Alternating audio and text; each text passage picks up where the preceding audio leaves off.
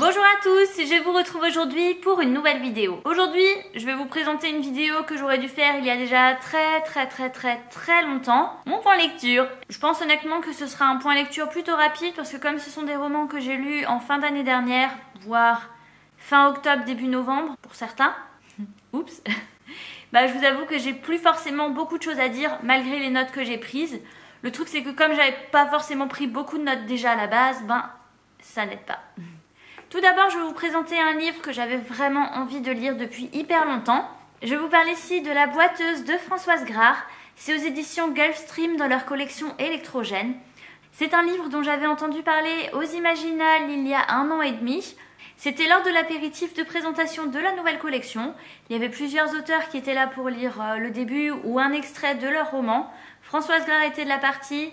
Elle a lu un passage assez cru, on va dire. Et c'est vrai que moi, ça m'avait vraiment donné envie d'en savoir plus sur cette histoire. Je suis contente de l'avoir enfin eu entre mes mains, d'avoir pu le lire et d'avoir pu rencontrer l'auteur au Salon du Livre de Montreuil, parce qu'elle est vraiment super adorable. Pour vous situer très rapidement le contexte, nous avons ici affaire à une jeune femme du nom d'Aurore, qui a apparemment un fabuleux petit ami qui s'appelle Wilfred. Lors d'un voyage en Écosse, ils font pas mal de randonnées et malheureusement, lors d'une randonnée, Aurore va tomber, elle va bien se casser la jambe, mais genre, vu les détails qu'il y a dans ce livre, on n'a plus faim après. Wilfred va chercher des secours, sauf qu'il ne reviendra jamais. Voilà, il va laisser Aurore complètement perdue dans la montagne. La pauvre qui est déjà en train de souffrir le martyre pourrait limite avoir la gangrène et perdre sa jambe, mais il en a rien à foutre puisqu'il l'abandonne comme ça.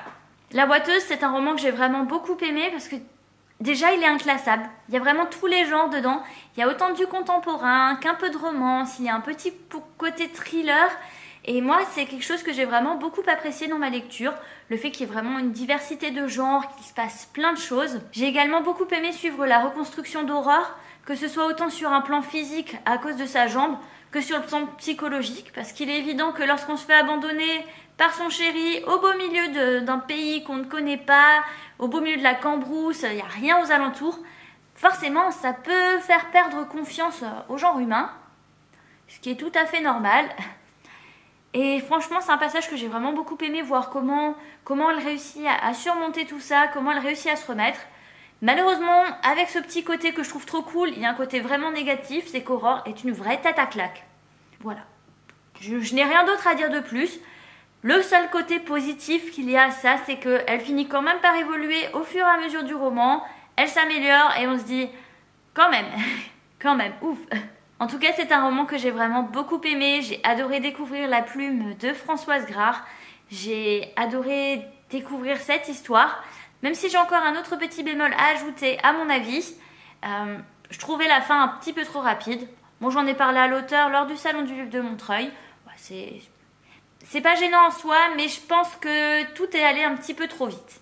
Si ça vous intéresse, sachez que c'est vraiment un chouette moment de lecture. En plus, c'est les éditions Gulfstream, une maison d'édition que j'apprécie beaucoup. Et c'est un roman qui coûte seulement 16 €, donc n'hésitez pas. Sur une note un petit peu plus historique et un petit peu moins joyeuse, j'ai lu L'affaire Léon Sadorsky de Romain Slocombe aux éditions Robert Laffont dans leur collection La Bête Noire. Je n'avais jamais rien lu de cette collection avant de lire ce roman et je peux vous dire que j'ai vraiment été agréablement surprise. J'ai passé un très bon moment. Enfin, je dis un très bon moment. On va dire que le roman n'est pas forcément hyper joyeux non plus. Pour vous situer le contexte, nous sommes ici en France en avril 1942. Donc, comme vous vous en souvenez certainement, c'est la Seconde Guerre mondiale.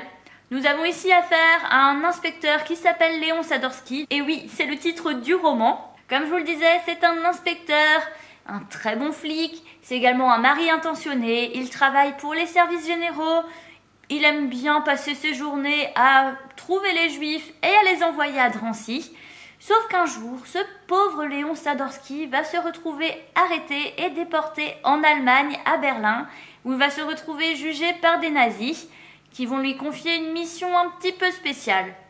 Je peux vous dire que c'est un récit qui est quand même vraiment sombre. Ce qui illustre en fait une des parties de l'histoire qui est un petit peu, je vais pas dire un petit peu passée à la trappe ou autre, Mais là, on parle vraiment en fait de l'occupation allemande et de la collaboration de la France avec l'Allemagne vis-à-vis des déportations de nazis à cette période-là. Donc c'est sûr que c'est pas le sujet le plus joyeux et ce n'est pas le roman que je vous conseillerais si vous voulez lire quelque chose de léger. Et voilà. Une des choses que j'ai particulièrement appréciée avec ce récit, c'est la mise en forme du récit. Déjà avec la police employée, je sais pas si vous voyez, mais ça fait vraiment genre vieux télégramme allemand. Et même dans le reste du roman, je veux dire, c'est vraiment une police de caractère un petit peu vieillotte comme ça. Ça donne tout de suite du cachet à l'histoire. Ensuite, par rapport aux télégrammes qui sont envoyés avec les télégrammes en français, mais avec des mots allemands, tout ça. Enfin, moi, je me sentais vraiment en 1942. J'avais vraiment l'impression de lire en fait des dossiers d'archives. Par rapport à son roman, on peut dire que Romain Slocombe a vraiment bien étudié le sujet, qu'il a dû passer des heures incroyables à faire fouiller les archives, à traiter son sujet. Ça, je peux l'affirmer, mais sans aucune hésitation par rapport aux dernières pages de ce roman. Non seulement il a établi un glossaire par rapport aux mots allemands qu'il emploie, donc pour ceux qui ne sont pas frontaliers comme moi et qui n'étudient pas forcément l'allemand au lycée, c'est sûr que c'est vachement cool d'avoir un glossaire comme ça à la fin. Mais surtout, il a établi une liste de tous les documents dont il s'est servi pour son histoire. Il y a au moins 4 pages. Je peux vous dire que ça vaut vraiment le détour de regarder ça. Par rapport à ce roman, si vous aimez tout ce qui se passe pendant la Seconde Guerre mondiale, si vous êtes intéressé de savoir ce qui se passe un petit peu du côté français qui collabore avec l'Allemagne, moi je peux vraiment vous recommander cet ouvrage. J'ai passé une très bonne lecture. Alors c'est sûr, c'est pas le sujet le plus joyeux, mais je veux dire que je prenais l'ouvrage en main, je le lisais, je le reposais, mais je relisais juste après parce que j'avais vraiment envie de connaître la suite, de savoir ce qu'il allait se passer. Si ce roman vous intéresse, c'est donc aux éditions Robert Laffont et il coûte 21 €. Et pour finir, je vais passer très brièvement sur le troisième roman que je vais vous montrer. Il s'agit Au Royaume, le tome 2 de Pierre Pével, donc ici c'est L'Héritier. C'est aux éditions Brajlon et il m'avait coûté 25 € à l'époque. Maintenant, il me semble qu'il est déjà trouvable en poche. Au Royaume, c'est vraiment une série que j'ai découverte l'année dernière. J'avais ces romans dans ma palle depuis tellement longtemps. J'ai mis beaucoup de temps à les sortir et au final, j'ai vraiment apprécié. La plume de l'auteur est tellement fluide, l'histoire est vraiment géniale. Ce tome recommence quelques mois après les événements du tome 1. Je vais pas vous les rappeler parce que ce serait genre un méga spoil pour ceux qui n'ont jamais lu Au Royaume. Mais je peux vous dire que ça démarre sur les chapeaux de roue. On en prend plein la gueule pendant le roman. Je veux dire, déjà par rapport aux événements qui se passent, par rapport aux personnages, par rapport aux révélations de l'auteur. Bref, on ne reste pas du tout sur sa fin. Enfin, je reste un petit peu sur ma fin par rapport à la fin de ce tome, mais on y reviendra après. Bien évidemment, comme il s'est passé quand même pas mal de choses entre les événements du tome 1 et ce début du tome 2, il va y avoir des flashbacks, on va retrouver des personnages, on va en rencontrer d'autres.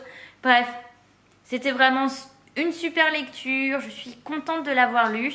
Pour revenir sur cette fin de tome, j'étais persuadée que cette série, donc Au Royaume, était une trilogie.